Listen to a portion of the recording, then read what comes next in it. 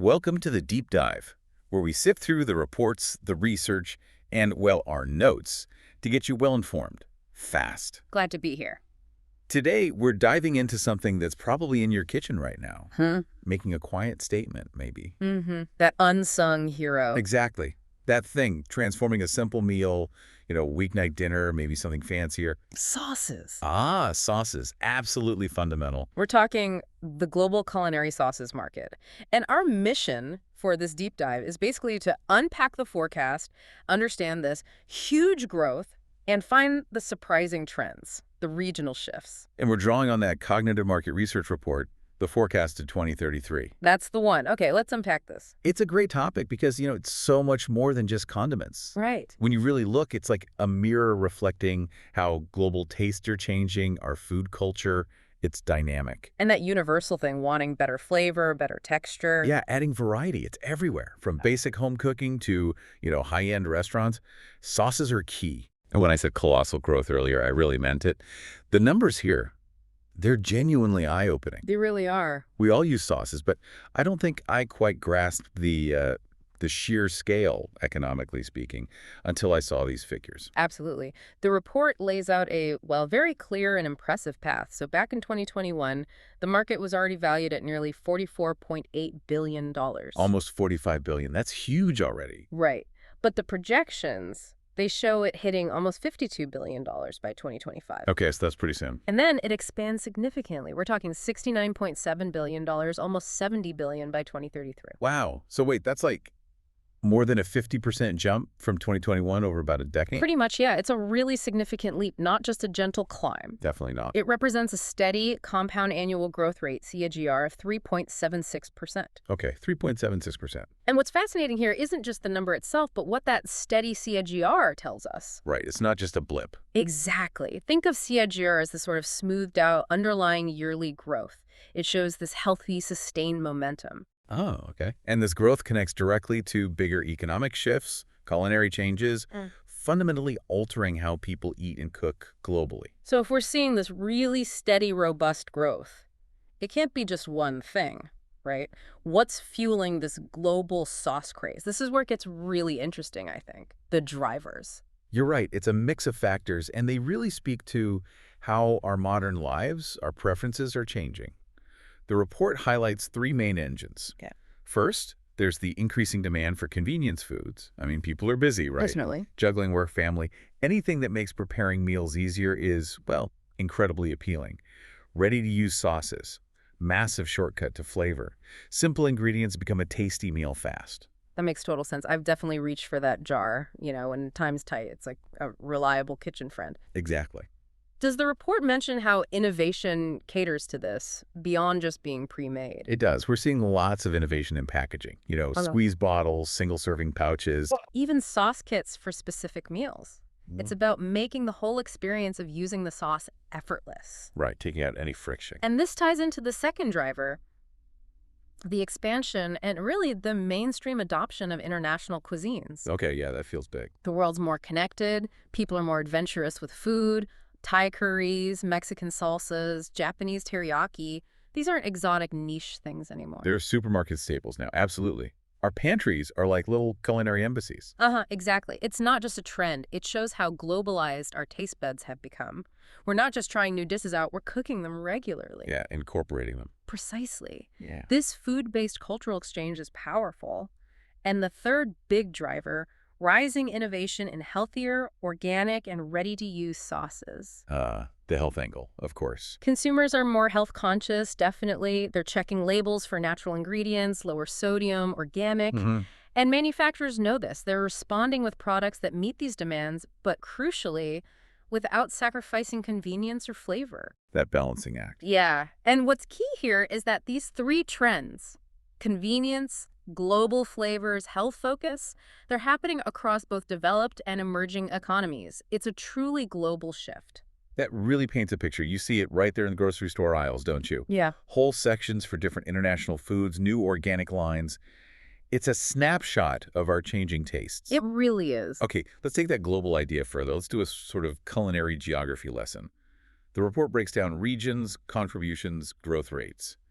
And there are some fascinating comparisons, some surprises too. Indeed. It's like a flavor map of the world, showing where the big shifts are. Let's start with Asia Pacific. It's Okay. truly the titan here.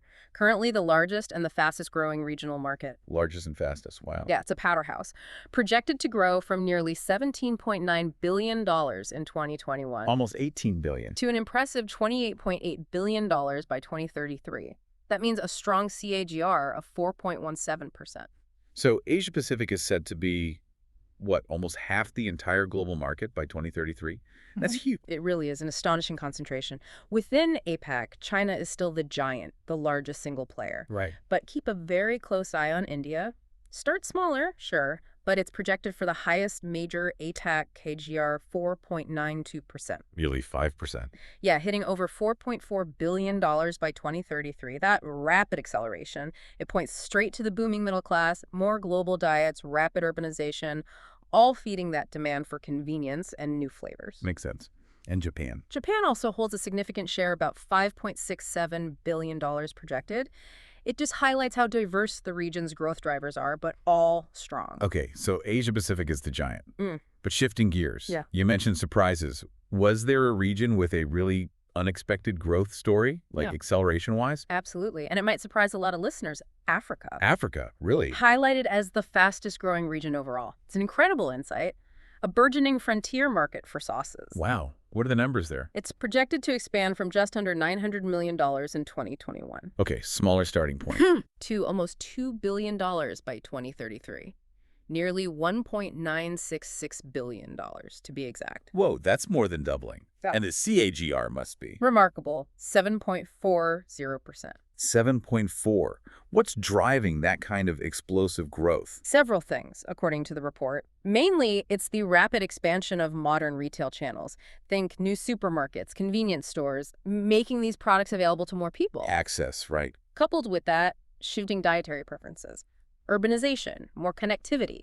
People are encountering more global flavors, more convenient options. And specific countries leading this. Countries like Nigeria and South Africa are really leading the charge, both showing growth above 7%. It shows that rising access and consumer demand really taking hold. That's genuinely remarkable. Seeing that kind of acceleration from Africa, it really challenges some assumptions. Okay, what about South America?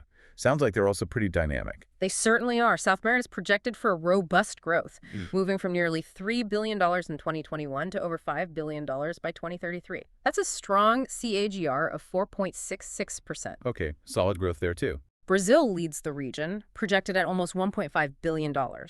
But we also see Argentina expanding strongly, a 5.17% CAGR, hitting over $700 million. Similar trends. Rising incomes, growing appetite for diverse, convenient foods. So we've got these high-growth areas, APAC, Africa, South America. What about the more established markets? North America, Europe? Are they slowing down or just holding steady? They're definitely holding steady. Stable powerhouses still making very substantial contributions. North America is set to grow from almost $12.9 billion in 2021 Still a huge number. to over $19.1 billion by 2033. Solid CGR there, 3.21%. And the U.S. dominates that? Naturally, yes. No. Projected at over $15 billion. But Canada, $2.5 billion, and Mexico, $1.5 billion, also contribute significantly. The growth driver there, mostly steady integration to packaged meals and, importantly, the food service channels, restaurants, catering. Right, the behind-the-scenes sauce usage. Yeah. Europe, known for such diverse food traditions. How do they fit? Europe is another major hub, advancing from about $8.5 billion in 2021 to nearly $12.5 billion by 2033. A consistent CAGR, very similar to North America, actually, 3.14%. Okay. Established markets like Germany, projected $1.8 billion, the UK, $1.4 billion, France, $1.7 billion, they show steady growth, reflecting enduring local tastes, but also gradual adoption of new trends. But is there anything surprising within Europe? Well, what's interesting is the rest of Europe category. This covers Italy, Spain, Eastern Europe, many others. That segment actually shows a faster CJR within Europe, 4.43%. Oh, interesting. So growth is maybe broadening out. Exactly. It suggests that appetite for international flavors is spreading rapidly across the continent, maybe beyond those traditional culinary centers. So that desire for global taste really is universal, even in places with strong traditions, like culinary borders are blurring. Okay, last region, the Middle East. The Middle East market is projected to progress from about $1.7 billion in 2021 to $2.3 billion by 2033. The CDR is more moderate here, 2.35%. But countries like Saudi Arabia projected $712 million, the UAE, $238 million, Turkey, $273 million. They're seeing that rising preference for international cuisines and the convenience of packaged condiments. It mirrors the global trends, just maybe at a slightly different pace. Right. So if we sort of connect all these regional dots, the big picture, it clearly paints this portrait of a globalized food landscape. Convenience-driven, increasingly innovative. Yeah, you can really see it. We're seeing consumers everywhere embracing flavors from all over the world, valuing products that save time, but also, looking for healthier, more transparent options. So what does this all mean for you, the listener? Whether you're cooking at home or maybe involved in the food industry, well, it means your supermarket aisle. It's going to keep changing. Even more global options, more innovative, healthy choices. Definitely. And for food companies, it means really paying attention to these subtle regional shifts, understanding what consumers want to stay competitive. It's crucial. Absolutely. So there you have it, a really robust growth path for global culinary sauces. We've seen the huge size, Asia-Pacific's dominant, expanding role, and that really surprising emergence of Africa as the fastest-growing frontier, all underpinned by these common threads: convenience, international flavors, and innovation in health and ready-to-use formats.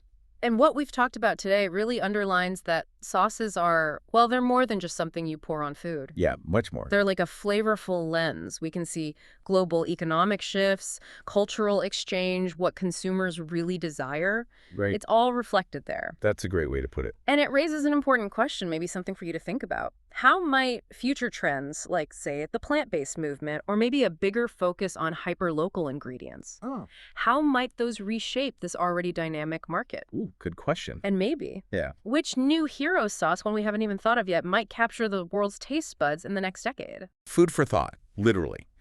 So the next time you grab a bottle from the pantry or dip into a sauce, take a moment. You're not just getting flavor, you're tasting part of this huge, dynamic, global story. Well said.